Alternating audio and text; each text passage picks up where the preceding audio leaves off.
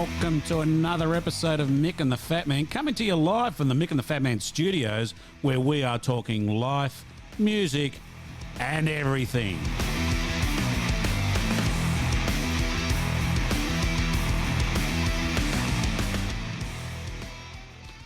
Well, welcome everybody to another exciting episode of Mick and the Fat Man Series 3, episode number 20. G'day, Mick. Happy rock and roll to you, sir. And how are you travelling? Mate, I am fantastic. Yeah, and tell you what, I'm really excited about this show. It's a lot of fun pulling it together. I reckon we'll run out of time before we run out of content. I can tell you why it's such a big episode, Mick, because we are at episode number 20, divisible by 10, 2, 5, and 4, 20, and 1. And 18. If you work hard. I should get the calculator out and do it, but I'm not going to. It's 1.1. 1.1? Yeah. Oh. Would it be 1.1? It wouldn't be 1.1. It goes on for about 19 numbers. I after know, that. yeah. I was going to say, don't just try and pull the wool over my line for 1.1. 1.1 would be 19.8, wouldn't it? Right? Yeah. So Yeah. 1.1 recurring. Oh, far out. Mate, you need to get your bloody maths organised. You're always good at maths, weren't you? Always your strong point. Moderately so. So, Mick, as you remember, we went and saw Ed Kuepper recently, and very impressed, loved the concert, fantastic concert. But one of the things I did mention was that he had this 12-string Fender Stratocaster, which I said, I'm not familiar with a 12-string Fender Stratocaster. You did say that. I did. And I hunted around, and indeed, in my long search, took me about 6 weeks. Well, not really. Anyway, it is in fact a Fender Stratocaster called a Fender Special Run guitar, and it's a Stratocaster made in Japan, and there's sort of a limited edition sort of thing about them. And we sort of mentioned about wall of sound type thing, you know, that gets a bit of a wall of sound sort of happening with it. It was almost like you had two guitars playing at once. Yeah, like as if he had two 6-strings, but he only had one 12. Anyway, the thing with that 12-string Stratocaster is it doesn't have a tremolo arm. Because if he did have a tremolo arm, it would be a fucking nightmare trying to retune 12 guitars strings 20 times during the concert if you used it. So it doesn't have a tremolo arm. The thing about it is that the fellow who I watched who was demonstrating the guitar on the YouTube channel pointed out that this guitar would likely to saturate the rhythm, and it did. It certainly did that indeed. It saturated the rhythm. I love that sound. I love that word, saturate the rhythm. Well, absolutely. You know, things like King of Vice and Honey Steals Gold. You know, he started a lovely looping rhythm, guitar rhythm, and then he was able to play stuff over the top of it while being an electric guitar, while it sustained. I know, it was fantastic, and I really, really loved it. However, when that term "saturate the rhythm," I was thinking wall of sound, big sound, lots of sound, really big sound. I started to look at mass bands. Mass bands, Mick. You can't see me. Lucky we're on air because you can't see me cringing. The first one I found was a choir of 18,000 people located in different locations across Australia who all got together to do Toto's Africa. Here it is. Here I'm going to give it a bit of a rip and see what you think of it.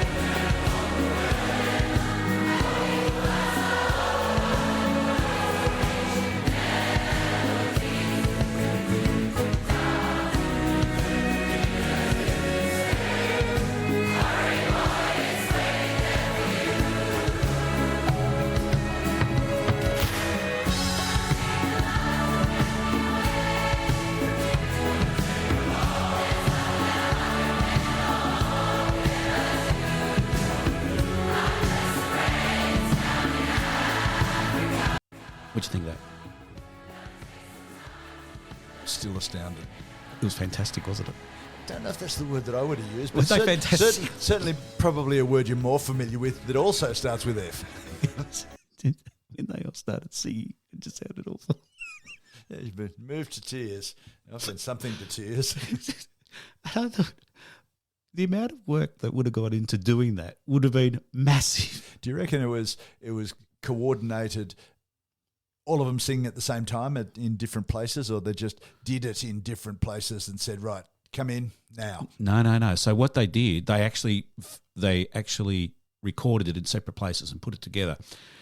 It reminded me immensely of when I used to have to go to the Sydney Opera House and see the mass recorder choir that my children were in. And so what they would do with that is they'd get a recorder band at school, and they'd have to practice this part, and they'd be like, and then they would all mass together in the Opera House. They'd all go in the morning, and then all the parents would come in the afternoon or night time to watch the mass recorder band play. So the kids would be all over the stage and all up the side of the building in the dress circle sort of area up there. I don't know how many there were, thousands of kids playing the recorder. Now, if you remember back in the day that the children used to have the $2 plastic recorders, which really sounded a bit shit. However, when you put them all together in one mass choir, it sounded mass shit. It sounded massively shit. And the kids put so much effort into this fucking thing. It was just awful. Just awful. I just couldn't believe it. And you were there, and they do I think they did about three songs they did. It was just horrific. Anyway, that's a bit like this. So the amount of effort they put in is massive to get 18,000 people across Australia. Anyway, look, I'm sure they love it. I'm sure their mums do too. I'm sure they had a great time doing it. Now, the next one I found, I know you're going to love just as much, because this one was done in Russia. So I'll just play it, and you can come back to me about what you think about it.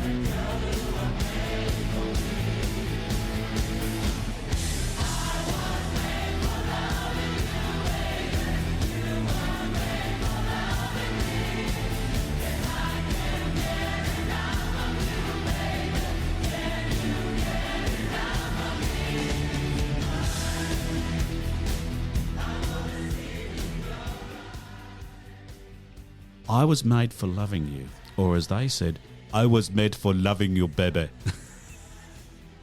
You love the accent. I can't get enough Kiss action. Yeah, it was great, wasn't it? I thought, but given that it was on YouTube, we were actually able to see the see the footage of it, and we'll put a link to that. Oh yes, and you can enjoy the Kiss makeup over a beard. Yes, a somewhat aggressive looking beard too. Oh yeah, and you can see the girl done up as the cat.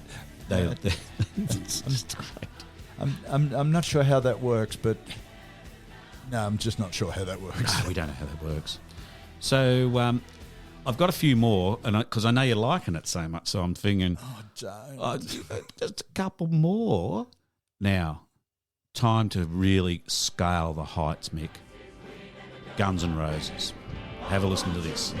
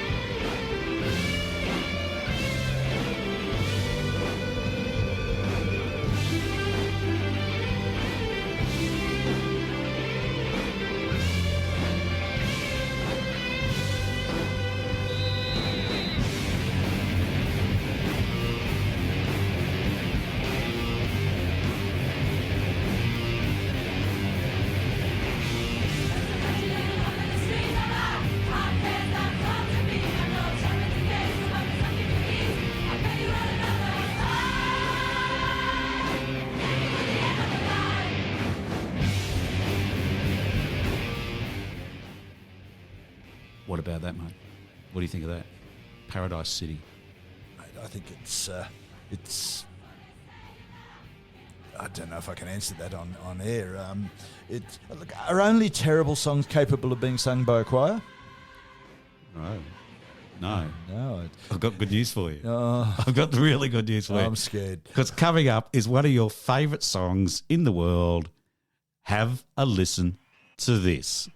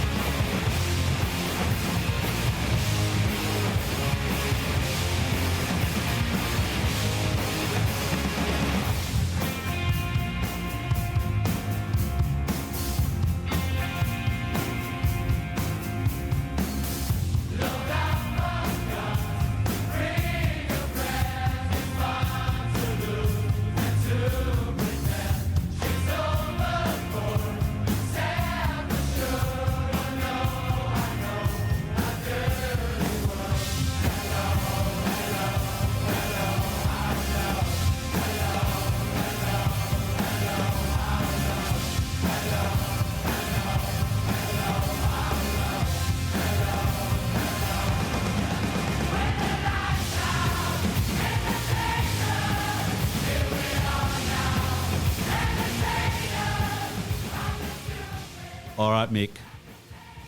Nirvana, one of the great songs of our time. How does it sound in a mass choir setting? Takes the urgency out of it, doesn't it? It's great. Yeah, I think we're probably going to have some talk about adjectives here. I just loved it. I just think it was great. But that is one of the best versions. If only everybody in the band was alive to hear it today. Well, they're not. No. Even anybody associated with the band is dead. They would be after they hear that. It's bloody awful. So one more that I know you're going to love, and this is sort of your big, and this is made for mass band because it's your stadium type song. This one is made to be a mass band song. No two ways about it. When the song came out, it's always been a massive stadium song. Have a listen to this.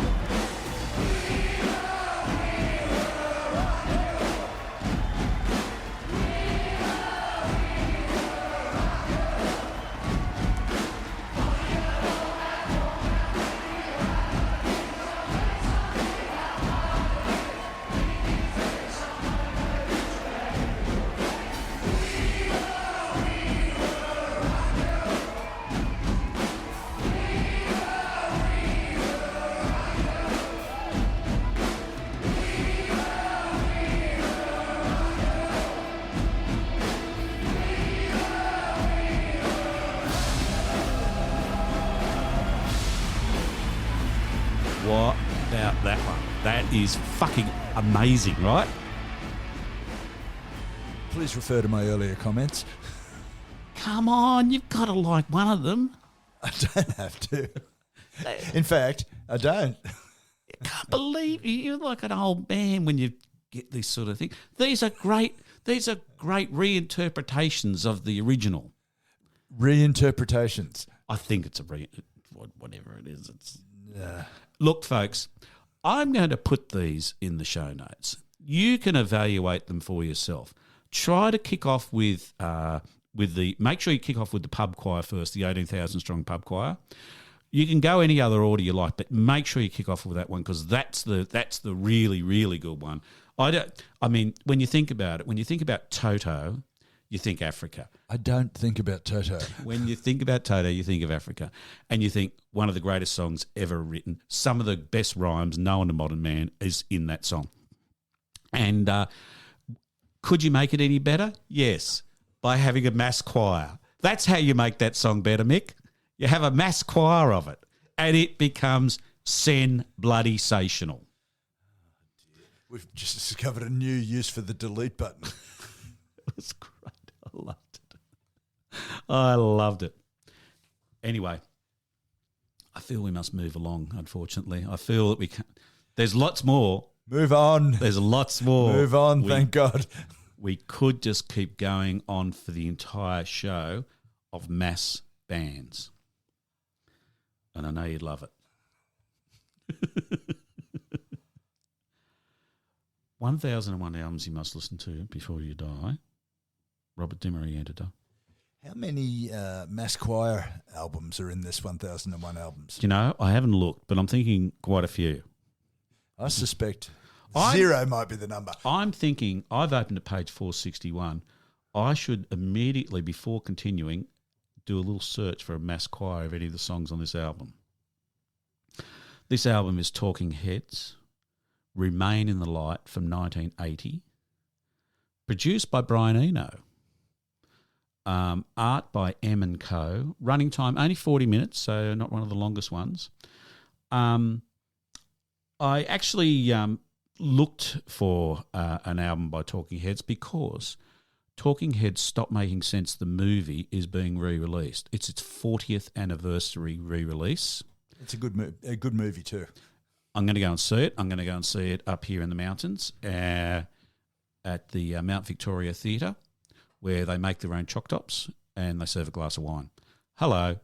Does it get any better than a movie? It's all you need. And in winter, they make Nepalese soup in a cup. Does not get any better. Doesn't get any better. So I'm going to have a big glass of wine, a choc top, and watch Stop Making Sense, re-released and upscaled to 4K. So it's basically a new print. I saw them interviewed on Jimmy Kimmel show, I think it was, for the actual movie. So they're all still alive and looking well, it was really good. It was a good interview too because it went for 3 ad breaks. I know that. Woohoo. You're doing well when you go. And I'd forgotten about Jerry Harrison. You'd forgotten about him, something special about him, or forgot that he was in Talking Heads? I forgot about that album that he had, which had that photo. Salgado photo from, what's the name of the book? Workers, I think it's called, with all the people climbing up out of the mine. Yep. And awesome photo. Awesome photo. In fact, that whole book has got some amazing photos. Salgado is just amazing. I saw an exhibition of his in London. It was fantastic. Really exciting. There's some good songs on that album as well, just as an aside. But anyway, Stop Making Sense. Great. I thought you'd already done that. Talking Heads. They had 9 singles, 10 albums in the top 100. Fantastic work. Well done, boys. Give me your view of this album, Mick, please. Mate, Remain in Light, awesome album. It really is very, very good. Concur. Great fucking album. Yeah. Look, David Byrne and Eno found in each other kindred spirits. They both love to experiment. They both love rhythms of all kinds and like finding new rhythms and using them in their music. as with other projects, that anything Eno's been involved in, he brings in other people. Like we've talked in the past about Heroes, where he brought in some of his Robert Fripp and some of his other collaborators. Cronies. Yes, indeed. So John Hassell, with whom Eno has made an album, was brought in to do the horn arrangements on this album. Backing vocals were courtesy of Nona Hendrix from LaBelle. Oh, really? Yeah. Oh. Patty. Well, no, she wasn't on the album. Oh, right. Just Nona. Okay. So, look, obviously the highlight on this album is Once in a Lifetime. Sure. What a fantastic song. And it is on that movie that you talked about. So go and see that when it comes out. I'm sure you'll be able to download and stream it. But if you can see it on the big screen, that'll be even better. It'll be out in about a week's time. Yep. Well, in fact, it'll already be out by the time you hear this. I would say so, yes. Look, and the lyrics in Once in a Lifetime, with really jerky, distorted rhythms, distorted in the sense of sort of juxtaposing one sound on top of another to create something unusual. You may find yourself with a beautiful house and a beautiful wife, and you may ask yourself, how did I get here? Clearly, Talking Heads do that a lot better than the silly sample you played the other week of David Boone. Come on! And you may ask yourself, am I right? Am I wrong? As days go by, what a flowing art. Yes, that was probably one of the worst samples of anything that you've ever inflicted on us. That was. Even worse than Joan Kerner, I think. Oh, I think they were much of a muchness. Although Joan really got into the sound. She put a bit of effort in. Jukebox, yes. But it was terrible. And you may say to yourself, my God, what have I done? This is definitely worth a listen, this album. Yeah, it's really very, very good. It's one of the three that Eno... Eno seems to work in threes when he works with the band. He worked what they call the Berlin Trilogy with Bowie. Yeah. And he's done three here with, obviously him at the helm. More songs about building and food. Fear of Music, which I love, and Remain in Light, which is well regarded as probably Talking Heads' best album. Fantastic album. Yep. Look, I first heard Talking Heads when they first came out, when they were in New York, an underground band. There was an album called, I haven't been able to find anything anywhere in YouTube or Google. Dr. Google couldn't find it. Oh, you need to give this to me. This sounds like my type of job. I think you should go find it. It was an album called Live at CBGB's or something similar. Oh, okay. It's no longer available, clearly, and had Talking Heads, Blondie, people like that. When CBGB's was the place for underground, it was a shitty sort of venue, but people played there. The people. Where was it again? Sorry? In New York. Oh, in New York, yep, right. Yep. It's Talking Heads was the type of band that was a staple for Double J / Triple J. Oh, big time. Back when it was a meaningful radio station and not a child mining service. Look, could you say what you mean? Stop fucking beating around the bush on this stuff. Dear, no. I was one of the protesters when Triple J decided to change their music from an alternative music station to a kiddies rock station.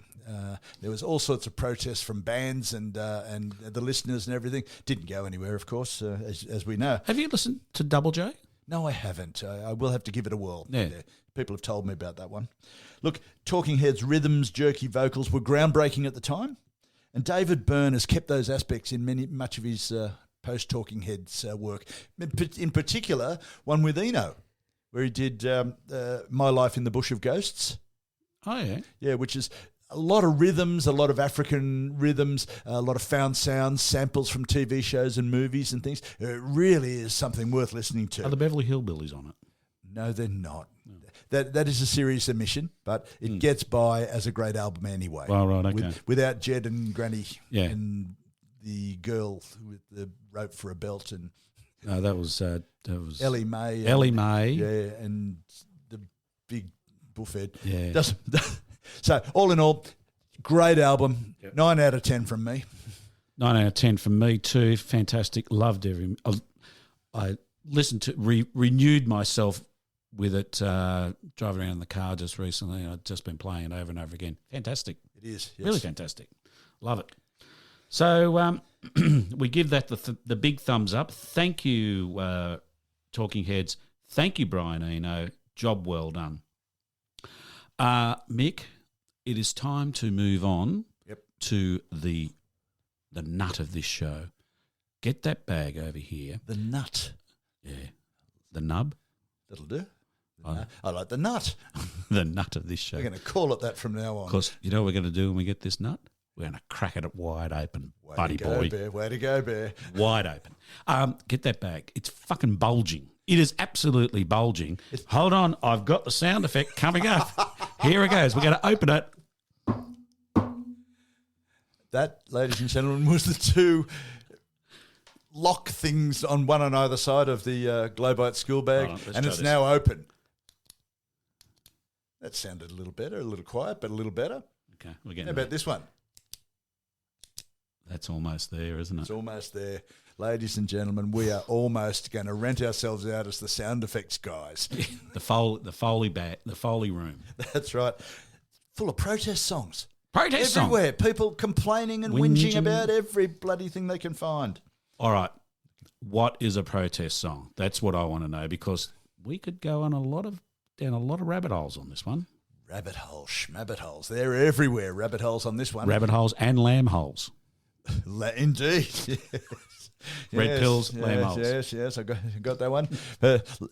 Regular listeners will know the reference there. It was a loony Trump supporter who was trying to tell us about philosophical something or other, but she couldn't even spell it. Didn't even realise it started with a PH. Well, there was psi something or other. Yeah, psyops. Yes, psyops. Yeah, that was weird. A protest song is a song that's the dictionary definition of a protest song. Oh yes, there's one. Okay. Oh, yeah, gone researching. A song that is associated with a movement for social change, topical songs, or songs connected to current events. Okay. All right, that'll do. It's not restricted to a particular style.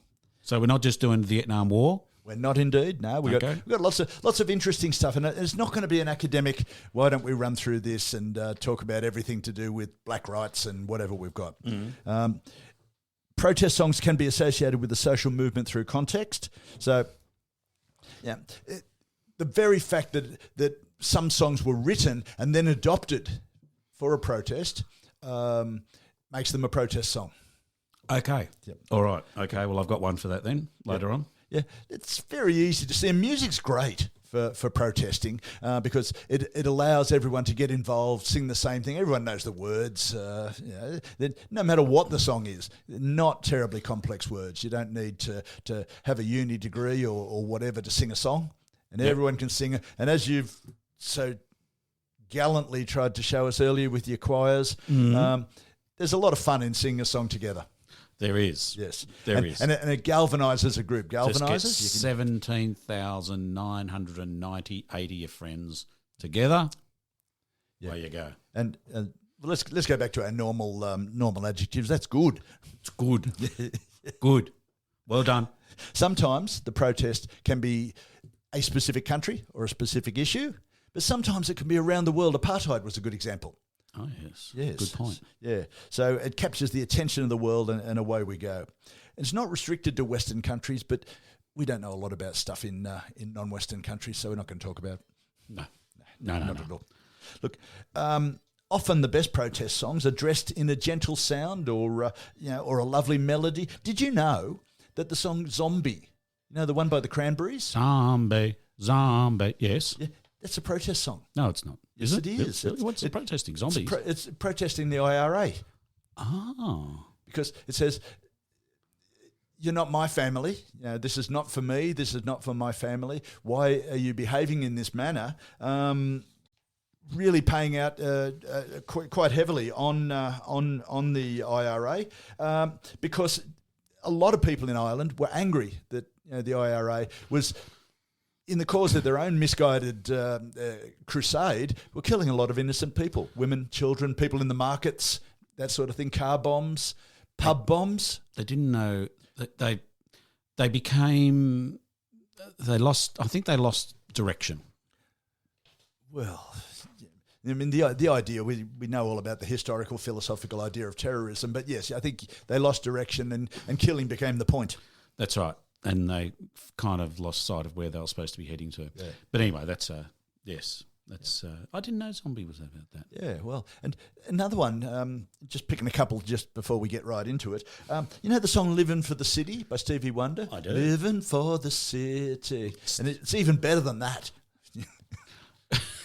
Is it? It's amazing how he holds the notes, showing me how to do it. I mean, really. You should ring him up and just sing it to him over the telephone. He'd be rapt. He'd love that. He'd be rapt. Well, but he wouldn't know who it was unless I told him. He'd say, "Who's playing this? Who's playing my song back to me?" That's right. He would indeed. It was on an album called Inner Visions back in the 70s. And it's about the brutality of the system and basically how it picks on black people. Yeah. And it's weighted against black people. He says, this place is cruel. Nowhere could be much colder. If we don't change, the world will soon be over. So how about that? I mean, Stevie Wonder, you don't normally think of him as a protest singer. No. But that was the time. And there was a lot of that sort of stuff, complaining about the conditions for not just black people, but they were the ones, unfortunately, hit a lot by the conditions of inner city America and the police and the system in general. Okay. Back in the US, we'll stay in the US for a little bit. There you go. General people's rights. And when we talk about people's rights, we're talking the poor people. Whether it's black, whether it's in the US, Latinos, they have what they call seasonal workers in the US who they bring in and then send them back again. Right. And Woody Guthrie, you've heard of Woody Guthrie, and look, he's not really of our generation, but he was very influential. Dylan loved him, and Bruce Springsteen loves him. Yeah, quite a lot of people. So he's very influential with a lot of people, and I've listened. In researching for this episode, listen to a bit of Woody Guthrie, and it's really he's really very good, very simple, folky type songs, but the lyrics and the way he gets a phrase down really nicely. This land is your land. Everyone's heard it and thinks it's a travelogue about America. You know what a lovely country America is. I'll just give people just a little taste of it here.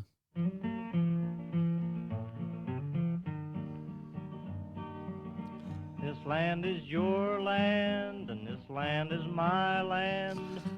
I think people now know it, definitely. Yeah, so we know which song it is. Look, it's a bit like Born in the USA. In fact, politicians played Born in the USA as a rah-rah, isn't the US great, without realising that it was about all the people left behind after the Vietnam War and basically spat on by society. Yeah, Trumpy tried to play it, and he did. Bruce told him, no. Most definitely you do not. Do not do that. Look, it's this one seems to be a flag-waving song. This land is your land, from the mountains to the sea to the islands. It's all lovely. But the verses tell a different story. And it talks about the beautiful countryside that's fenced off and you can't get in there. Yeah, right. So this whole album is, this whole song is about that sort of thing. There might be your land, but you ain't got it. Yeah. Springsteen, much of Springsteen's work actually highlights injustices in the same way that Woody Guthrie did, and that's great. That one's for you, Mark. Yep. Look, there's another song by Woody Guthrie that I recently was made aware of, and it's a song called Deportee. Mm. Okay, I thought, what a wild song. It's about itinerant workers, and I came across this song sung by a fellow called Cisco Houston, who worked a lot with Woody Guthrie over the years. Oh, okay, never heard of him. No, neither had I. Yeah, because again, it's not our generation, it's not our stuff, but. It's about itinerant workers, and I'll just quote you some of the lyrics. The sky plane caught fire over Los Gatos Canyon. The great ball of fire, it shook all of our hills. Who are these dear friends who are falling like dry leaves? Radio said they are just deportees.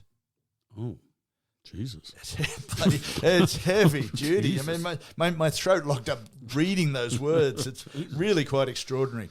So sometimes protest songs, as I said right at the start, simple songs, everyone can hear and understand the words, and sometimes they can really get to you. Yeah, right. Yeah, it's pretty hardcore, that, isn't it? It is, yeah. And the whole song's that. Yeah, right. We Shall Overcome, you might have heard that song. Again, Most groups have used that. Most civil rights groups have used that. It's a version of an 18th century hymn. Oh, okay, because that's sort of locking arms type thing, Yes, isn't yes, absolutely. Now, the 18th century hymn was "I Shall Overcome." Oh, is that right? As in, with God's grace, blah, blah, blah. Yeah. So Pete Seeger changed a very simple change. He changed the I to we, which made it an inclusive song that everyone could sing, bond, and have infinitely more power than the original song. Yeah. So we'll walk hand in hand someday. It's interesting. Isn't it? Yeah, it's just fantastic. Well done, Pete. Yeah.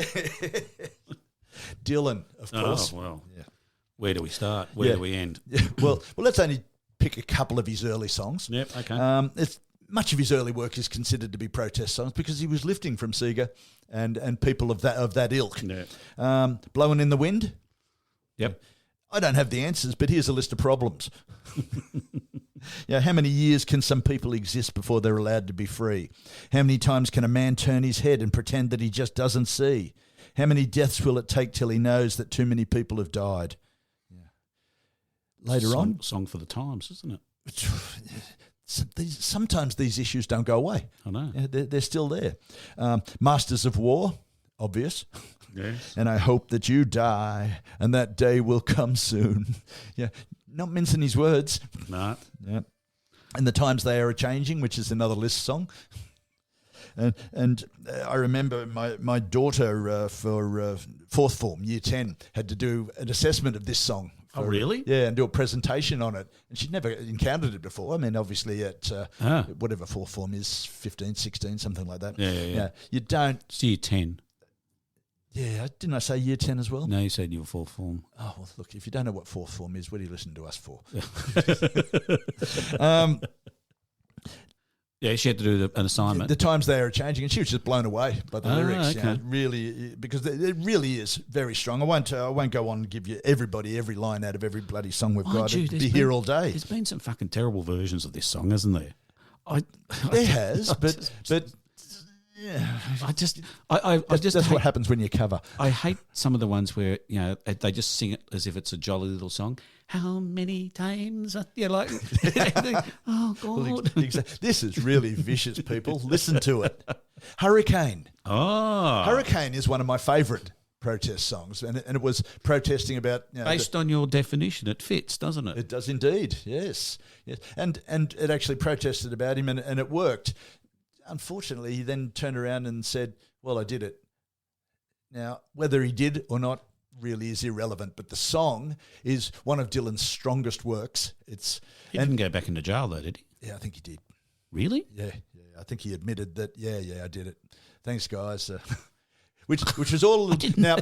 There was a question about whether he did do it, even despite the fact of admitting to it, because people can become institutionalized and you start to believe these things after a while. And he was a boxer; he got hit in the head enough. Yeah, that's true.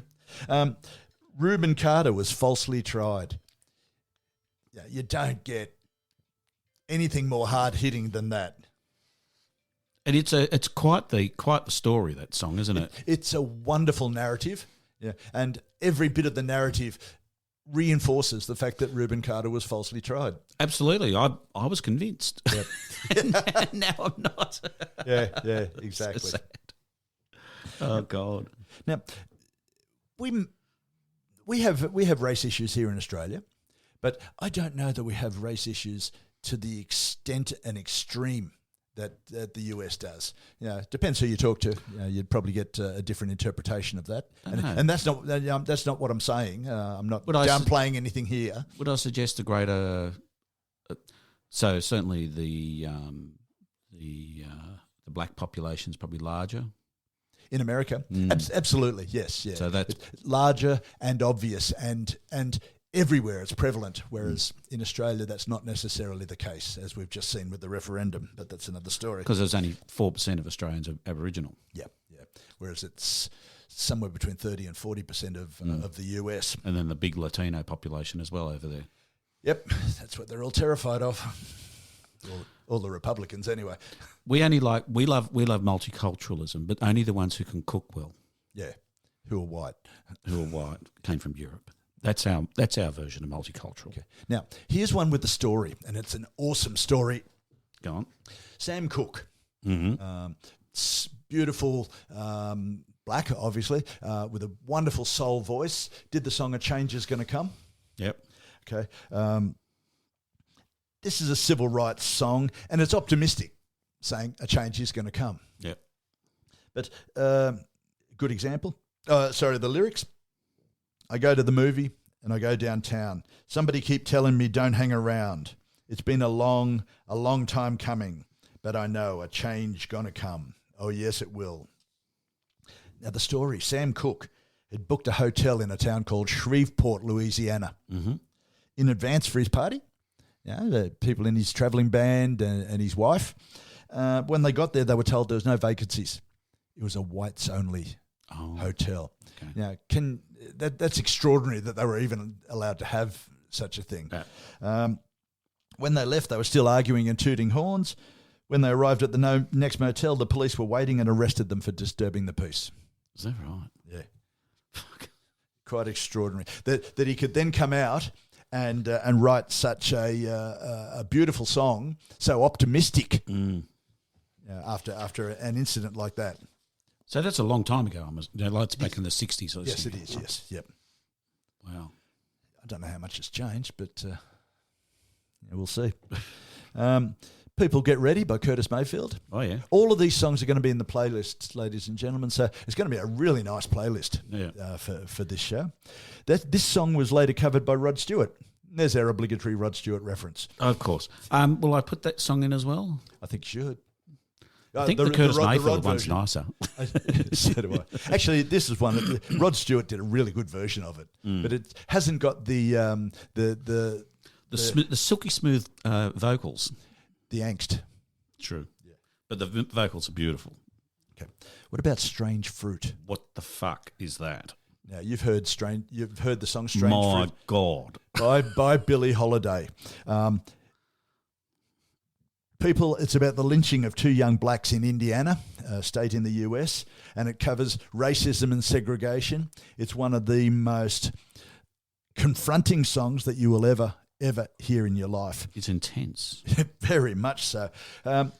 Southern trees bear strange fruit, blood on the leaves and blood at the root, black bodies swinging in the southern breeze, strange fruit hanging from the poplar trees, which happens to be bodies.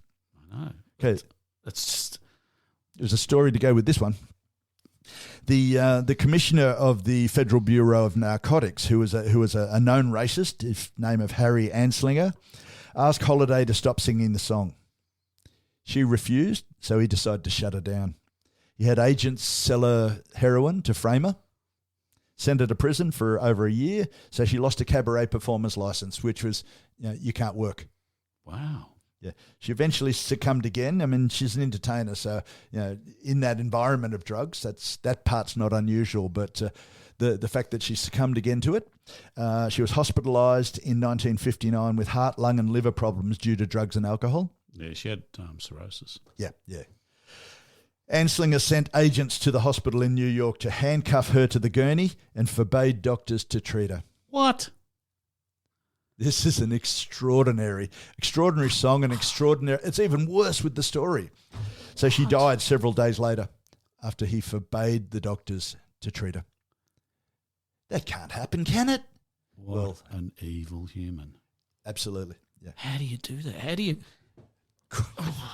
It's unbelievable. That is unbelievable. insane. That is a truly sad story, isn't it? That is a sad story. God. And that's why you have protest songs. Yeah. What about Say It Loud, I'm Black and I'm Proud by James Brown and Alfred Ellis. Alfred Pee Wee Ellis. Great name. It's it'll be there. You can have a listen to it. When George Floyd was murdered, streaming numbers for that song leapt 16,000%. Really? Yeah, extraordinary.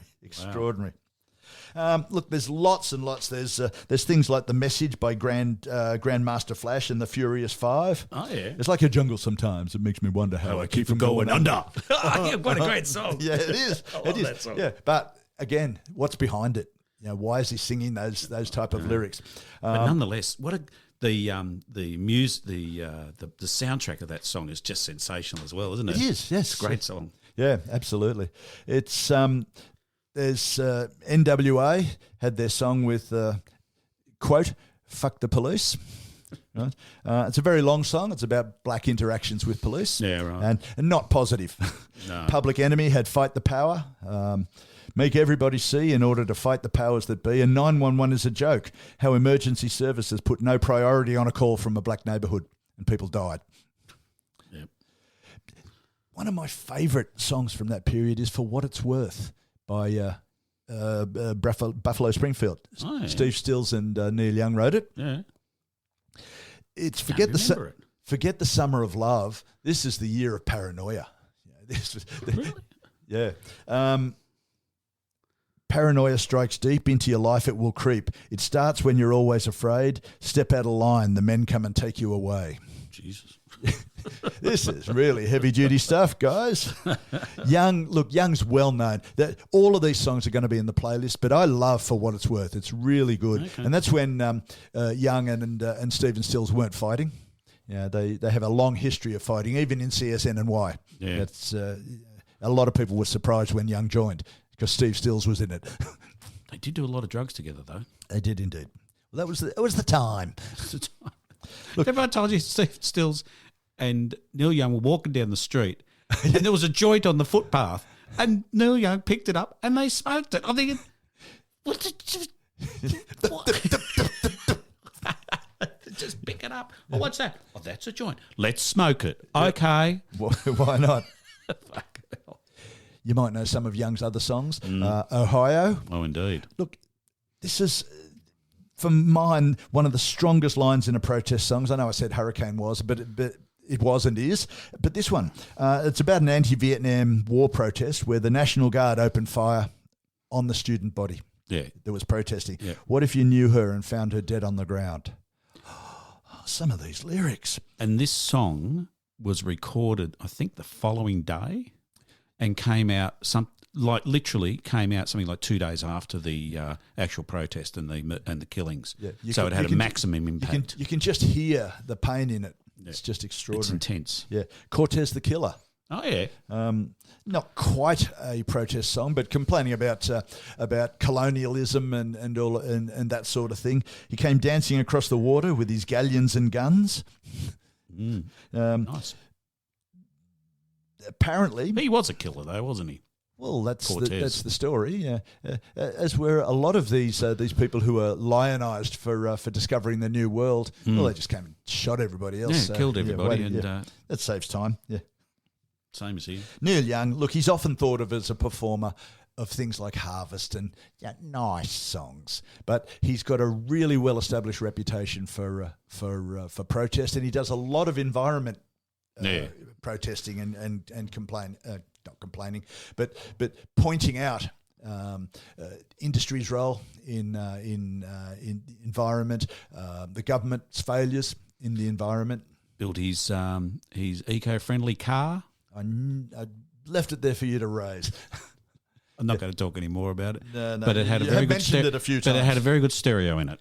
Well, of course. Because remember, he had his own bloody stereo. Yeah. That's another one of his protests. The media. His bloody compression-free music that never went anywhere. No, of course not. Of course not.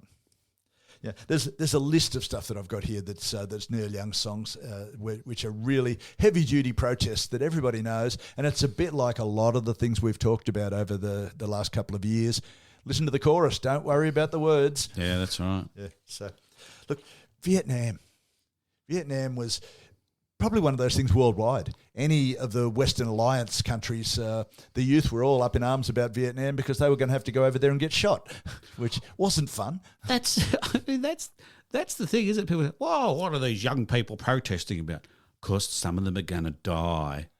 Yeah, thanks to what you've done, yes. And why have you done it? Because we came up with this theory about the domino theory that wasn't right, so we thought we'd send a whole bunch of people and let them get killed over there on a theory that was bullshit. It's pretty much it, yeah. Anyone who's heard the album Woodstock will know this song. And it's the best title of a protest song I've ever heard, by Country Joe McDonald and the Fish. Yeah. I feel like I'm fixing to die, rag. And it's 1, 2, 3. What are we fighting for? Don't ask me, I don't give a damn. Next stop is Vietnam. And it's 5, 6, 7. Open up the pearly gates. Well, there ain't no time to wonder why. Whoopee, we're all gonna die. Subtle. That's a sledgehammer. But everybody was singing along with it, wasn't it? Absolutely. Yeah. But I mean, that movie was probably the first time I ever really got into the whole Vietnam thing, because like we kind of missed a lot of that, to be honest. We were just a touch too young. Yeah. But Woodstock was the first time I really encountered the Vietnam War and the protests and the even though I grew up through it, we were a bit young for it. Yeah. And so you really saw the protest songs and those sorts of things, and people really being the conviction to it and all that sort of stuff. So it was really quite an eye opener for me when I saw it the first time. Well, they had the conviction because they were the targets. And I remember seeing, because we saw it, we had the reel-to-reel movie of it somewhere. I have no idea where we saw it, but someone had a reel-to-reel. Fantastic. Yeah, I remember that. Yes, yeah, that was up at the local church hall. I think it was. Yes, I think it was in Riverwood. Yes, I think it was. Yes. Yeah. Of course, you can't go past "Give Peace a Chance." No. Because John Lennon really got amongst the protest songs, and he was quite lucid with some of his lyrics, and quite sharp with some of the things. Obviously, "Working Class Hero" is one of my favourites because Marianne Faithfull did it later to great event. But "Give Peace a Chance," look, it was an anthem against the Vietnam War and subsequent wars. People always trot this song out. He was so strident in his views and his anti-war activities that Richard Nixon targeted him to try and get him out of the US. Oh, okay. And Imagine Well is also a bit of a peace same sort of really thing, yeah, isn't it? Yeah. Of course, Steely Dan then wrote their own song about Imagine called "Only a Fool Would Say That." Did they? Yeah, I didn't know that. Yeah, the song by Steely Dan. Yeah. Only a fool I know. would say that. I know. Yeah. Is that this? Is that their? That's their response to Imagine. Is that right? Yeah. I get it. I do get it. What about women? There are lots of women's rights songs in the US, and we've talked about one of these before.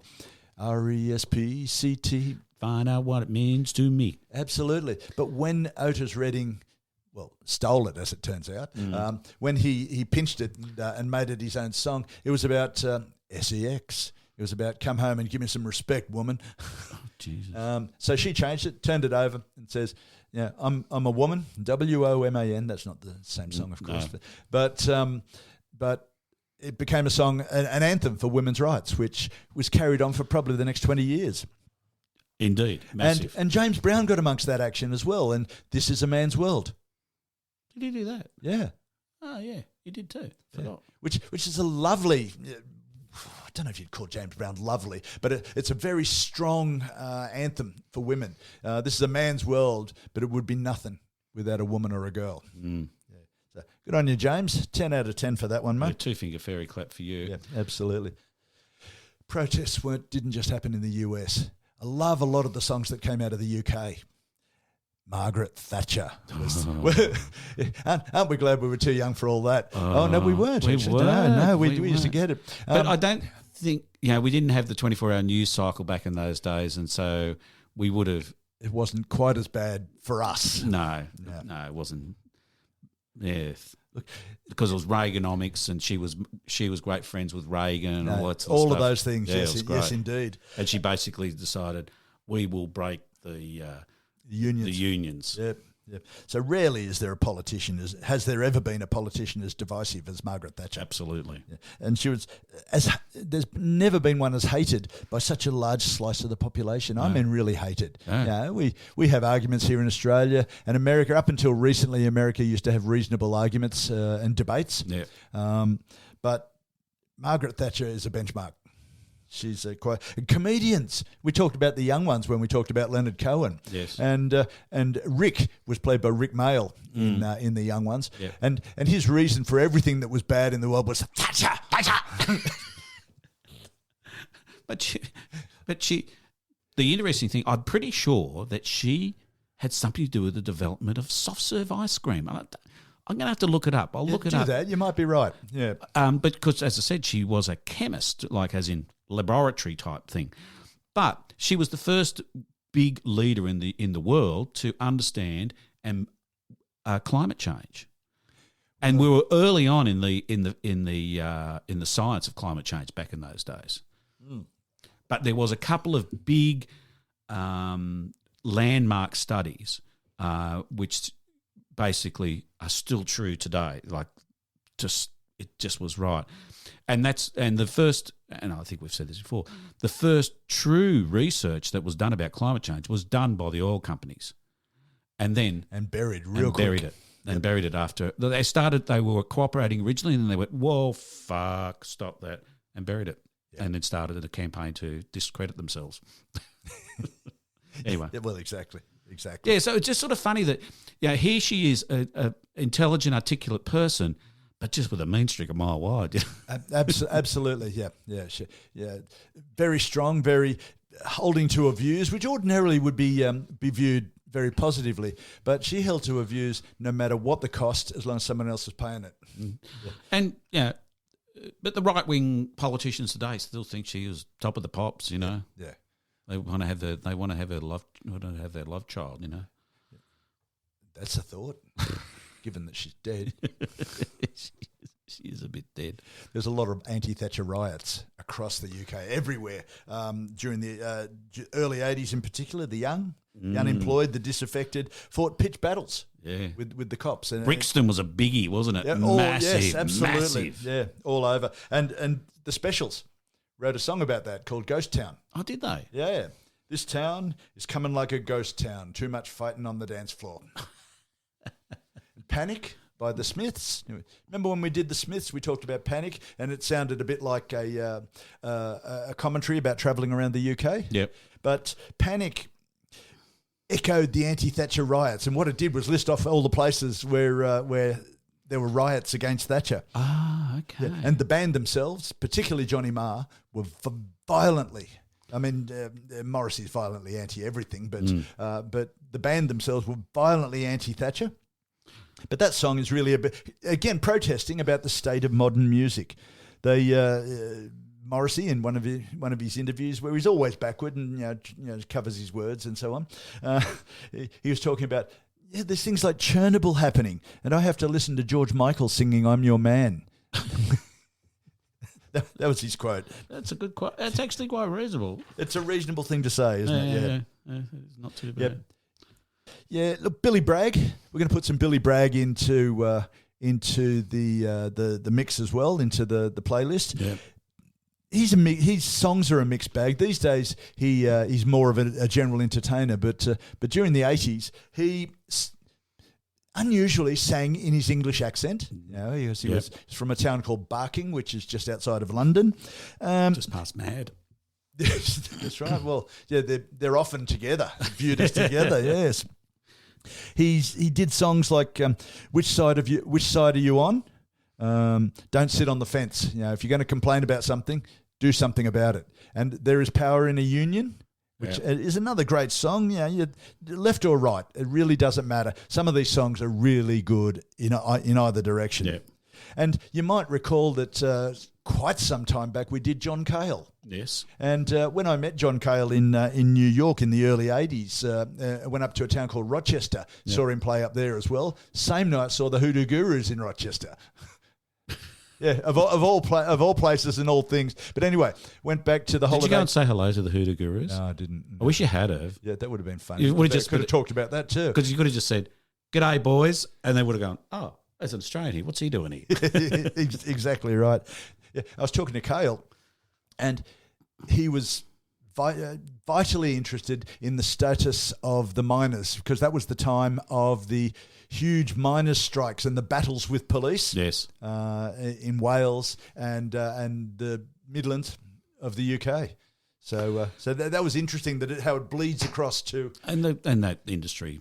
I mean, we tend not to be big coal fans nowadays, but that was the end of the industry in England, wasn't it? Pretty much, basically. Yes, absolutely. She destroyed an industry. To make sure she destroyed the unions. It was really Oh, interesting times. It was. Another aspect of anti-Thatcher, you recall she went to war with Argentina. Mm. And there's a song... That did massive good for her. For her, yes, absolutely. Same as Stop the Boats did for John Howard and later that other Tony Abbott fellow. Mm. Yes. Indeed. Yeah. There was a Prince down there, wasn't there? Where? Oh, one. Yes, one of them. Yes, Yeah. back when they were credible. The pedophile. Oh, was it Randy Andy? Yeah. That's right, because he was friends with Brian Remember Epstein. Remember he can't sweat anymore because That's right, because yes. because some post traumatic stress issue. Yes. But I can understand I don't know about that. That sounds all bullshit. But he was flying a helicopter behind a ship because the Argentinians would come in and launch Exocet missiles. Yep. And so the helicopters would act as decoys to draw the Exocet missile away from the ship. Oh, nice. Put yourself in firing line, boys. Yeah. Yeah, because all the ships back in those days were made of aluminium. They just went and they just burnt down. Yeah, of like course, straight yeah, away, just yeah. one missile. Yeah. And luckily for the English, they ran out of Exocet missiles. They really did. Yeah. And the jets that they were using, they were the old, what were they? Can't remember now. But they could only barely get to the Falklands and then turn around and go back. They couldn't engage in any. Is it the Harriers? No, the British had the Harriers. Oh, I see. Right. Yes, the Argentinian ones. The Argentinian had Sky. What were they called? Oh, doesn't know. But yeah, they couldn't engage in any dogfights. They had to basically get in and get out because they run out of fuel. Yeah. But the Harriers would basically fly along in front of them and then stop. And then the jets would fly past them and then they could shoot them. Amazing. Yeah, there's some quite extraordinary technology. Fantastic rock music talk there. Indeed, yeah. Now, as a result of that, the British shipbuilding industry got a huge fillip from Thatcher building up the Navy and building more ships. Yep. So Elvis Costello, of all people, wrote Shipbuilding. Which is a wonderful song. I didn't even know Elvis Costello wrote it until recently. I've heard the Robert Wyatt version quite a number of times. Robert Wyatt used to be in Soft Machine. Okay. No, anyway, wiser. We'll put both of those versions in the versions. Get those versions in there. Yeah. It reflects the quote here is, it reflects the dark irony of profiting off the sales of ships on which their own sons would die. Sorry, folks, this is a very heavy-duty episode, isn't it? You quote the lines, "Is it worth it? A new winter coat and shoes for the wife and a bicycle on the boy's birthday." Oh, okay. Yeah. Just go and slash my wrists, I think. Yeah, absolutely. Ireland, of course, lots of Irish songs. I mentioned Zombie by the Cranberries. Yep. Even McCartney got into the act with Give Ireland Back to the Irish. Yes. For what that's worth. I don't know what that is. And U2 with Sunday Bloody Sunday. That was back when they were great. Mm. Yeah, before they became... I won't say what they became, but yeah. Have you seen The Sphere? So U2 had something to do with building this new venue in Las Vegas, and it's called The Sphere because guess what shape it is? Correct. Square? That's right, a sphere. And the entire inside and outside is a big television screen, and so they can project. They can make anything they want on there, inside and out. And so they just had a residency there. And if you go online and have a look at some of the concert, it is very impressive. And they're still a good band. You know, if they play some of their old stuff, they're still a great band. But yes, it's a very impressive venue to say the least. If you're into that sort of thing, if you're not into it, which you wouldn't be, but you would be horrified, appalled. Did somebody say something about what you two used to be? It's big. It's really big. Anyway. I'll find a little link and put it in the show notes for people to go and have a look at the Sphere. Other people who may find it interesting, unlike you. Well, thank you so much. Well, let's not throw in a couple more, and then we might. I think we're close to finish. Yeah. What about Australia? Australia has had some really good protest songs, some really good protest bands. Midnight Oil is a walking protest. Yes, that's right. Continuous. They US forces, they're protesting against the US, everything. The CIA, beds are burning. They're big advocates for Aboriginal Indigenous rights, and they probably rightly so. And they did a lot of tours into remote Indigenous communities as well, and played for them. Absolutely, yeah. Which most people don't do. But yeah. And when I saw them in Broome, they were championing the Fitzroy River because someone was going to build a dam on the Fitzroy River. And that was only that had sort of come out like 12 months before, but they were onto it. Of course. They had the Save the Fitzroy River T-shirts on. Yeah, good on you, Pete. Well done, boys. Yep. Lots of Indigenous rights songs. Goanna had Solid Rock. Yeah, good song. My Island Home by the Warumpi Band, and later I like Christine Anu's version. Yeah. But again, that's what it is, yeah. I come from the saltwater country. Yeah, it's a great song. Talking about, yes, it is. Archie Roach did They Took the Children Away.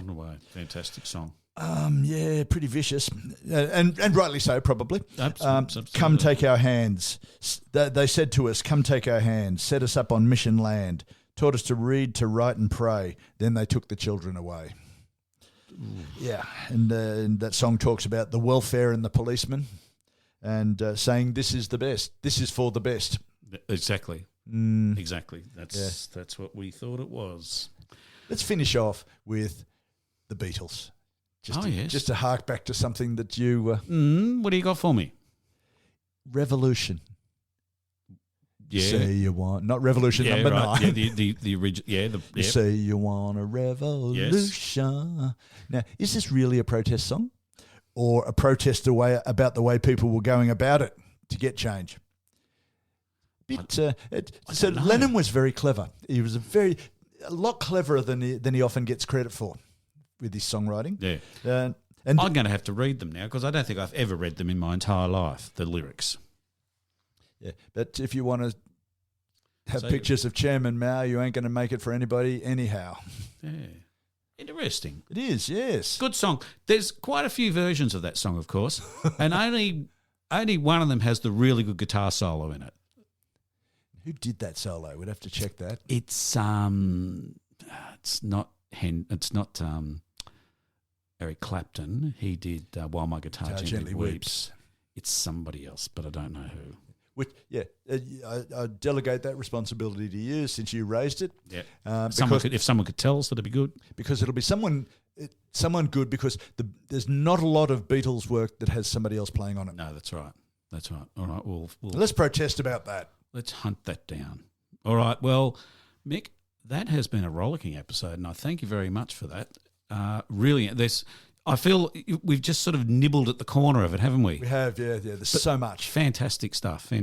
So, folks, thanks very much, and we shall see you next time.